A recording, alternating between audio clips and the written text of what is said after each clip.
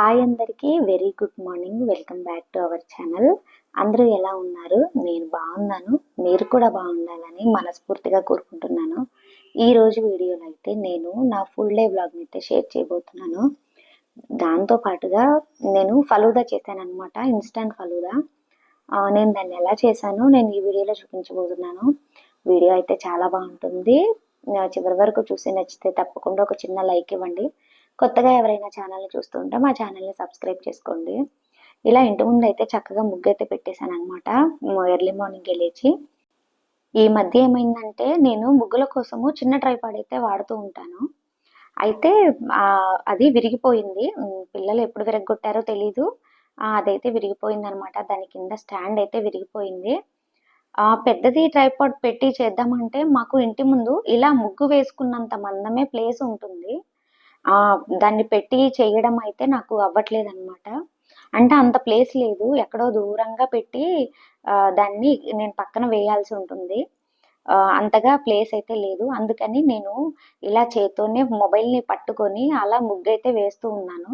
అందుకే కనపడేటప్పుడు మాత్రం కొంచెం షేక్ అవుతూ కనపడుతూ ఉంటుంది. కానీ నాకేమో ఎర్లీ మార్నింగే ఇలా ముగ్గు వేస్తూ వీడియో తీయాలని అనిపిస్తూ ఉంటుందన్నమాట. అందుకని ఇంక నేను అలానే వేస్తూ ఉన్నాను. ఈసారి కొనేదేదో మంచిది, కొంచెం స్ట్రాంగ్గా ఉన్న ట్రైపాడ్ అయితే తీసుకుందాం అనుకున్నాను. స్టార్టింగ్లో నాకు ఛానల్ పెట్టే టైంలో నాకు అంతగా తెలీదు, ట్రైపాడ్ ఉండాలి అని అనుకున్నాను. కానీ ఫస్ట్ చిన్నది కొన్నాను అనమాట, చిన్న ట్రైపాడ్ తీసుకున్నాను. ఇంకా అది కూడా ఏంటంటే నాకు కళ్ళకు కనిపించింది చాలు అనుకున్నాను. ఇంకా అది క్వాలిటీ అవన్నీ నేనేం చెక్ చేయలేదు. అయితే అది వచ్చినప్పుడు కూడా అది నాకు చాలా కాలం బాగానే పనిచేసింది. కానీ ఒక్కొక్కసారి ఏంటంటే అది నా ఫోన్ బరువుకే ఆపుకోలేకపోయిందనమాట. అప్పుడు నాకు అర్థమైపోయింది, ఇది అంత కొంచెం డెలికేట్‌గా ఉంది అనిపించింది.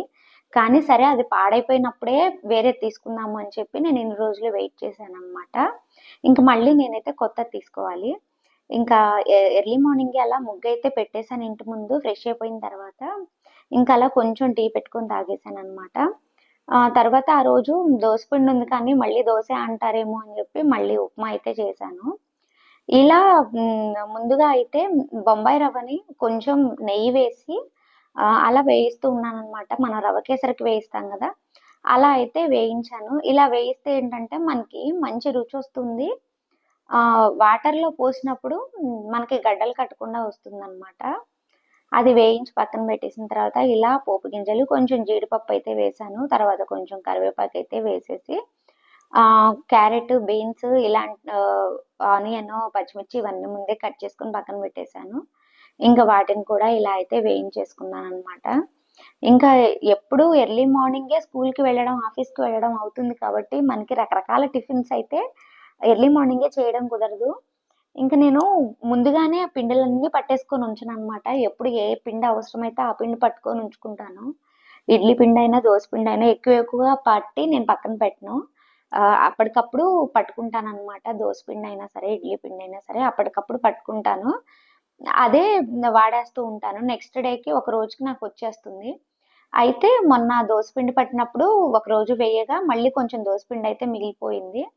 ఇంకా అది వాడదాము అంటే పిల్లలు దోస కానీ ఇంకా ఊతప్పం వేస్తానంటే వద్దు అన్నారనమాట. అది కూడా దోసలాగే కనపడుతుంది కదా, ఊతప్పం కూడా వద్దు అన్నారు. అందుకని ఇంకా అలా బొంబాయి రవ్వ అయితే ఇష్టంగా తింటారు. గోధుమ రవ్వ ఇంకా ఏ రవ్వలో తినరనమాట వీళ్ళు. అందుకని బొంబాయి రవ్వ ఉప్మా అయితే చేసేసాను. ఇంకా ఇక్కడ వచ్చిన చిక్కేంటంటే మా వారికి బొంబాయి రవ్వ అంటే అస్సలు ఇష్టం ఉండదు. ఆయనేమో గోధుమ రవ్వ తింటారు, ఈ పిల్లలేమో బొంబాయి రవ్వ తింటారు. కానీ ఒక్క రోజుకి ఇది తినేసేయమని చెప్పాననమాట. ఇంకా పిల్లలు వచ్చేసి బొంబాయి రవ్వ చేయమని అడిగారు. అంటే వైట్ ఉప్మా చెయ్యి అని చెప్పారు. అందుకని ఇంకా అప్పటికప్పుడు కూరగాయలన్నీ అలా కట్ చేసుకొని ఇంకా వైట్ ఉప్మా అయితే చేసేసాను. ఇంకా ఈ ఉప్మా చేసిన తర్వాత ఇంకా పిల్లలకి స్నానం చేయించేసి వాళ్ళని రెడీ చేసేసాను. తర్వాత వాళ్ళకి ఉప్మా అయితే పెట్టేశాను. పెట్టేసిన తర్వాత ఇలా స్నాక్స్‌కైతే కప్ కేక్ ఒకటి పెట్టాననమాట. ఒక యాపిల్ కట్ చేసి చెరొక హాఫ్ అలా బాక్సుల్లో అయితే సర్దేశాను. ఇంక ఈ మధ్య సిద్ధు పాపం ఏంటంటే, నేను పెడుతున్నాను కాబట్టి కళ్ళల్లో నీళ్ళొచ్చినా సరే అలాగే బాక్స్ పట్టుకెళ్తూ ఉన్నాడు. నేను అరుస్తున్నాననమాట. వాడసలు ఫ్రూట్స్ అస్సలు తీసుకోడు. దాని మూలాన వాడు కొంచెం సన్నగా అయిపోతూ ఉన్నాడనమాట. ఇంకా నేను ఖచ్చితంగా తినాల్సిందే అని చెప్పి ఇలా బాక్స్‌లో స్నాక్స్‌కైతే ఇలా పెట్టేశాను. ఇంకా లంచ్‌కొచ్చేసి శ్రిత ఏంటంటే ఆలు రైస్ కావాలని చెప్పింది. తీరా చూస్తే ఇంట్లో ఆలులు కూడా తక్కువే ఉన్నాయన్నమాట. సరిపోవు అని చెప్పి ఇంకా ఒక క్యారెట్, ఒక 2 క్యారెట్లు, అలా ఒక 2 ఆలు అలా ఉంటే బీన్స్ అవన్నీ కట్ చేసి ఇలా వెజ్ రైస్ లాగా చేసేసాను. క్యాప్సికమ్ కూడా ఉంటే అది కూడా వేసేసాననమాట. ఇంకా బాస్మతి రైసు ఉన్నాయి. రైస్‌ని గూడా నేను ఒక హాఫ్ అన్ అవర్ ముందే నానబెట్టేసాననమాట కడిగేసి. ఇంకా మాకు కూడా లంచ్‌లోకి ఇంక ఇదే సరిపోతుందని చెప్పి నేను ఇలా వెజ్ రైసే చేసేసాను. ఇంకా ఇక్కడైతే కూరగాయ ముక్కలన్నీ ఇలా కుక్కర్‌లో వేసేసాననమాట. విడిగా గిన్నెలో చేయకుండా ఇలా కుక్కర్‌లో అయితే ఒక 2 విజిల్స్‌తో కంప్లీట్ అయిపోతుంది గదా! ఈజీగా అయిపోతుందని చెప్పి ఇలా వేశాను. తర్వాత కొంచెం కూరగాయలు వేసి, తర్వాత అల్లం వెల్లుల్లి పేస్ట్, పుదీనా, కొత్తిమీర ఇవన్నీ వేసేసాను. వేసేసి 2 నిమిషాలు అయిన తర్వాత దీనిలో సరిపడా వాటర్ అయితే పోసేసుకున్నాను. కొంచెం సాల్ట్ అయితే వేసేసాను. తర్వాత ఒక హాఫ్ బద్ద నిమ్మ చెక్క అయితే పిండేసాననమాట. ఇంక ఇవన్నీ అయిపోయిన తర్వాత రైస్ అవన్నీ వేసేసాను. అంతా చెక్ చేసుకొని ఇలా మూత పెట్టేసి ఇంకా కుక్కర్ విజిల్ అవంతా పెట్టేసాను. ఇంకొక తర్వాత ఇంకొక 10 మినిట్స్‌కి ఇలా వెజ్ రైస్ అయితే కంప్లీట్ అయిపోయిందనమాట. ఇంకా పిల్లలకైతే బాక్స్‌లో కూడా ఇదే పెట్టేసాను. రైతా కూడా చేశాను. ఇంకా అది పిల్లలకి రైతా పెట్టేసాననమాట. ఆఫ్టర్‌నూన్ లంచ్‌కి మేము కూడా ఇదే తినేసాము. ఈవినింగ్ ఏదైనా వేరే చేసుకోవచ్చు అని చెప్పి ఈ పులావ్ వెజ్ రైస్‌నే మేమైతే లంచ్‌కి తినేసాము. ఇంకా లంచ్ అయిపోయిన తర్వాత ఒక హాఫ్ అన్ అవర్ గ్యాప్ తీసుకొని నేను ఇన్‌స్టాంట్ ఫలూదా చేశానని చెప్పాను కదా! మాకేంటంటే ఇక్కడ ఆన్‌లైన్ స్టోర్స్‌లో నేను బిగ్ బాస్కెట్‌లో ఇది చూసాను. ఫలూదా మిక్స్ చూసాననమాట. అది వెంటనే చేసేయొచ్చు అని చెప్పి ఇలా ఎప్పటినుంచో నార్మల్‌గా ట్రై చేద్దాం అనుకున్నాను. కానీ మొన్న ఒక రోజు ఇలా ఆర్డర్ పెడుతుంటే ఇన్‌స్టాంట్ ఫలూదా చూసాను. అందుకని ఇదైతే తీసుకున్నాననమాట. ఇది తీసుకొని కూడా 4, 5 డేస్ అయిపోయింది. కానీ నాకు చేయడానికి టైం వీలు పడలేదు. అందుకని ఇంకా ఈరోజు చేద్దామని నేను ఇన్‌స్టాంట్ ఫలూదా అయితే తీసుకున్నాను. ఇదేంటంటే మనం పాలొక్కటి కాచుకోవడమే. దీన్ని కలుపుకోవాలి అంతే. మనకి బయట ఎలా అయితే మనకి ఫలూదా ఉంటుందో, సేమ్ అదే టేస్ట్ అయితే వచ్చిందనమాట. ఫలూదా అయితే చాలా అంటే చాలా బాగుంది. ఇక్కడైతే నేను ఏం చేశానంటే 1 లీటరు పాలైతే తీసుకున్నాను. ఆ ఒక ఒక ప్యాకెట్‌కి మనకి 1 లీటర్ పాలైతే పడతాయి. అదొక్కటే ఫ్లేవర్ కాదు. నేనైతే రోజ్ ఫ్లేవర్ తీసుకున్నాను. మ్యాంగో ఉంది, కేసర్ బాదం ఉంది. ఇంకా ఫ్లేవర్స్ ఉన్నాయి. కానీ నాకు రోజ్ అయితే శ్రిత వాళ్ళు ఇష్టంగా తింటారని చెప్పి నేను ఆ ఫ్లేవర్ అయితే తీసుకున్నాను. ఇలా పాలనైతే మనం కలుపుకుంటూ బాయిల్ చేసుకుంటూ ఉండాలనమాట. పైన తెట్టు కట్టకుండా, మీగడ తెట్టయితే ఏమీ లేకుండా మనం ఇలా బాయిల్ చేసుకుంటూ ఉండాలి. మనకొక 5-10 మినిట్స్‌లో ఇలా పాలైతే బాయిల్ అయిపోతూ ఉంటాయి.